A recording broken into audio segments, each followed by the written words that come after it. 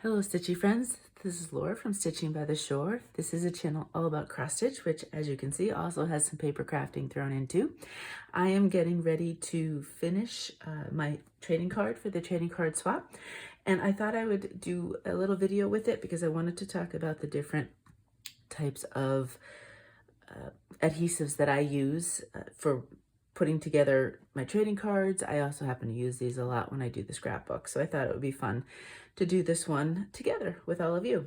So I have right here, I have my backing cardstock, which is the 2.5 by 3.5 inches, which is the size of our trading card.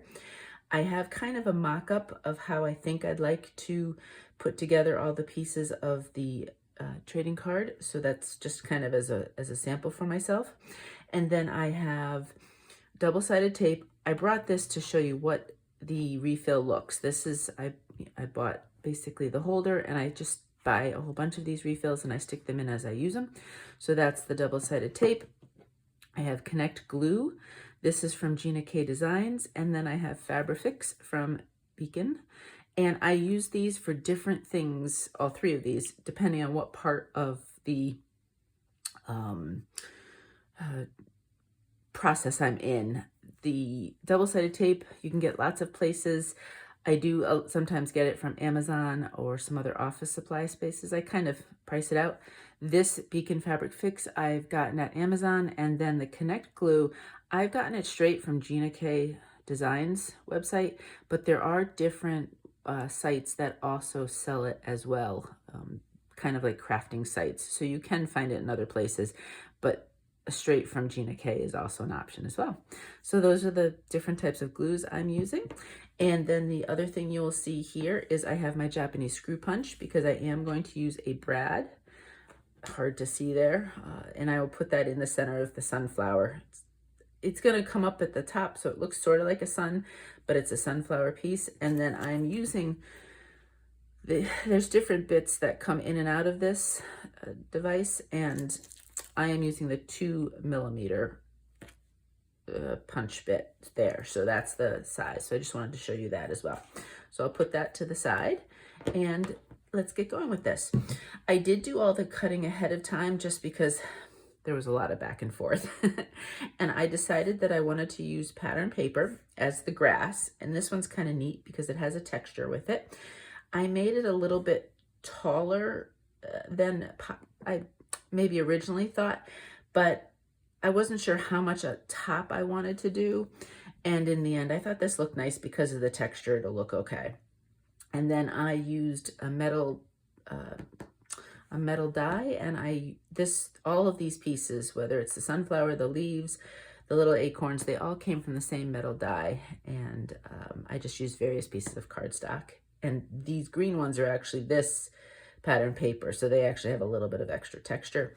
And the sunflower, the cardstock, let me put it on here so you can see a little bit better, has a bit of a texture to it as well. So that's kind of cool on the flower. All right, so when I do this, and you'll notice there is a dot. Because I need to put the hole punch in, I had placed this already, used a little bit of pen, and I just put that there, and that way I know where to make the actual mark for that. Now, before I do that, I'm going to take everything off because you'll see when I do it, it goes flying in a big circle, so everything would go flying. And when I take things off, if I have them in a design I like, then I try to keep them just, it's not going to be perfect, but just in the same sort of idea, so that way I know what my thoughts were. And then we'll just take these little acorns off and the grass off. So first thing I'm going to do is with this, it's very simple. I am going to take my glasses off for a minute so I can see, and put the hole right where I have that, because that's where I want. Oh, you know, I held it so you can't see very well, but I did put the punch in, and there you go. So now I can start to build everything. I'm going to start with the grass first to get that in. And basically what I do is I cut pieces, and I didn't want a white, you can see the back is white. Sometimes if the cardstock's solid, it doesn't matter which way you tear it, but I tore from this direction so that I wouldn't have any of the white showing. If I had torn with this face up, it would have had more of a white top. So I wanted to keep it all of the green. So I did just tear it. And what's fun is I noticed I had like a little dip in this one. So when I do it and I put everything in, I'm just going to put that acorn kind of in that little dip type of thing. So with this, because whenever I'm doing the paper to the fabric, that's when I generally pull out the Fabri-Fix. I've also used Aleene's glue. Let me just show you if I pull one. I have used this as well.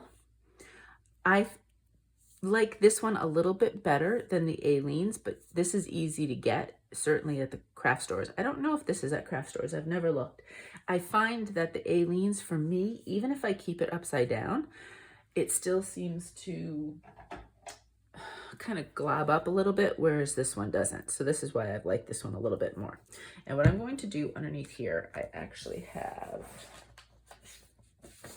as you can see with my stamping, I have all these different, it's my little protection for the thing down here. So we don't want to get, you know, ink on it and everything else, and same thing with the glue. So I am going to just put some glue on this. There we go. And you know, how much is really, you know, it's eyeball more than anything else. Is it going to be perfect? Probably not. You'll notice I'm not probably going to do up in the top corners. That's all right if the grass looks like it's up a little bit. It gives it a little texture and dimension. So I've done that. And then I'm going to put this on here. So if I've make sure I have enough room to show you.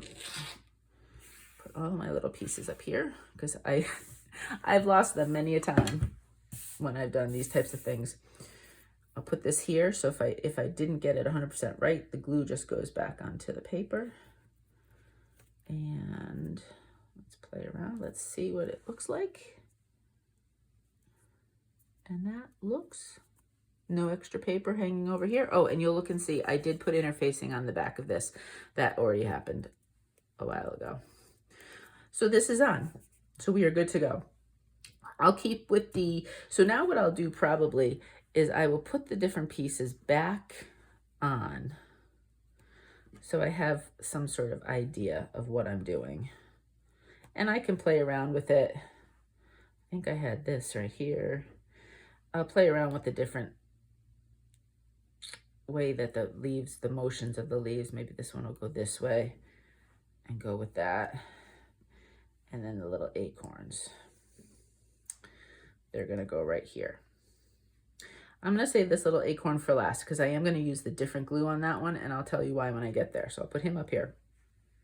So all these other pieces, I plan on using the Fabri-Tac because they're going right to the fabric. This one is a combination fabric and cardstock. So I will put a little bit on there. There we go. Oh, and you can see we get the little cobwebs as he goes flying. And I just want to place him right in that area and hold him for a minute so that he's stuck. Okay, I'm gonna take this off so that I can kind of maneuver the leaves.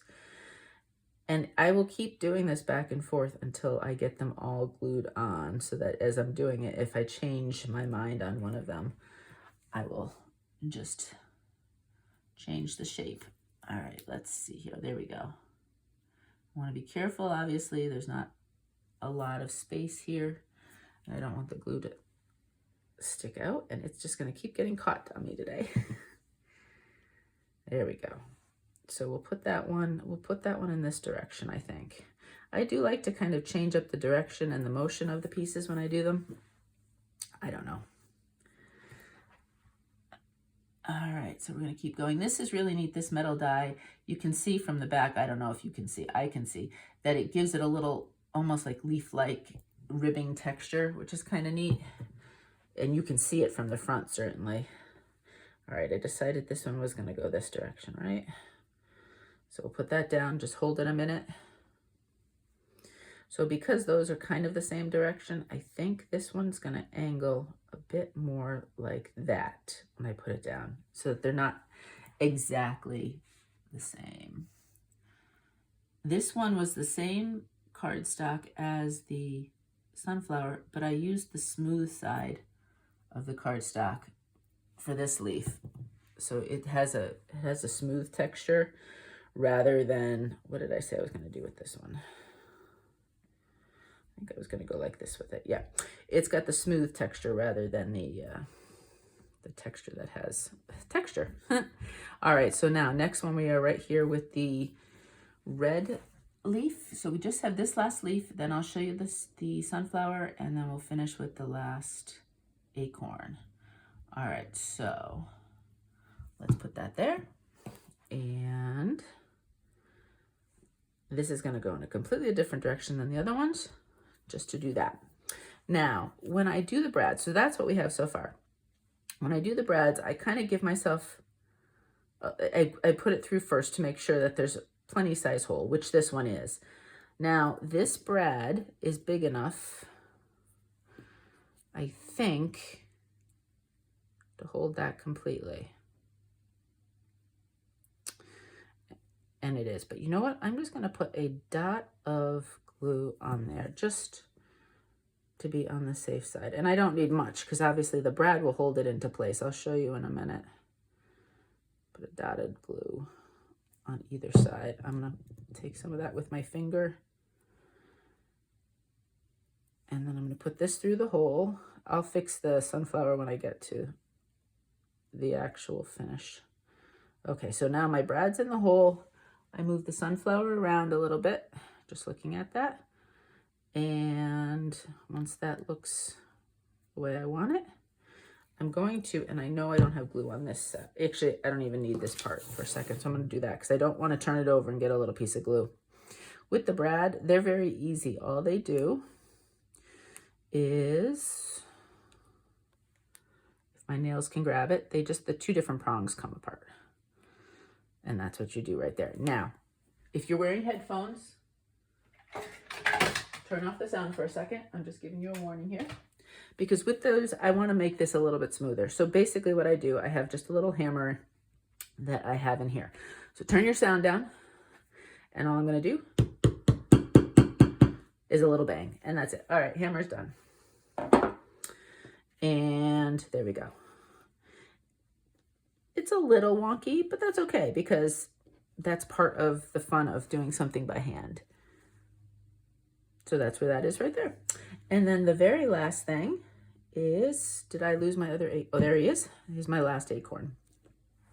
And for this one, I'm going to put this one a little bit more. Let me put this down here again. I'll put it like this. I'm going to put this one a little bit more on the paper. And so the little cap of the acorn is actually going to be raised up a little bit. So let me close this glue.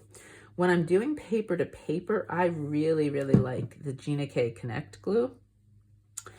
And so same sort of thing. I am just going to, now I know that the cap is going to be on the lift raised from the fabric. So I'm only going to dab some down here because I only want to attach the bottom part of the acorn. So we put that in there and that gets put over here. I'm going to flip it over and just put this guy a little bit on an angle, and then you can see I've attached him. Get a little extra strand from that other glue. I've attached him right like that, and so he's a little bit raised there. This one is a little bit more on the fabric as well, and this one is not. So that's my piece right there. All I need to do now is use the double-sided tape. So I'm going to get rid of the backing sheet, and I'm going to pull out my double-sided tape, and I pretty much eyeball. I've said this before if you've watched some of my videos. I don't measure anything like this, and so I'm just, and with this, don't be worried. A lot of times when I first put the double-sided tape on the interfacing, it kind of lifts up and you think, oh no, it's not going to attach. Now this one, I made it a little bit longer. And let me get one of my scissors. I like these tonic scissors. I can cut tape and they don't get sticky. I went a little bit too much on that one. This, I noticed I had a little bit of glue on my hand. So what I'm going to do is I made it a little bit longer to cover that. So there we go. And then all I need to do is place it on the cardstock and get it as even as possible. Just do a quick fold there. Is it 100% perfect? Like I said, there's a little bit of cardstock you'll see up there, maybe a little extra fabric down there, but there you go. That is my trading card, or one of the trading cards that I will be trading for the fall swap. And if you have any questions about any of the different pieces of adhesive, which is what my real focus was in doing this one, feel free to ask any questions, but you can ask questions about any of parts of the process if you need to. And that's it. Hope this helps. I cannot wait to show you the trading cards. They are beautiful, all that have come in. And before I do a final send out of all of the pieces, I will do a inclusive video of showing you everything that's come in. All right. Have a great day.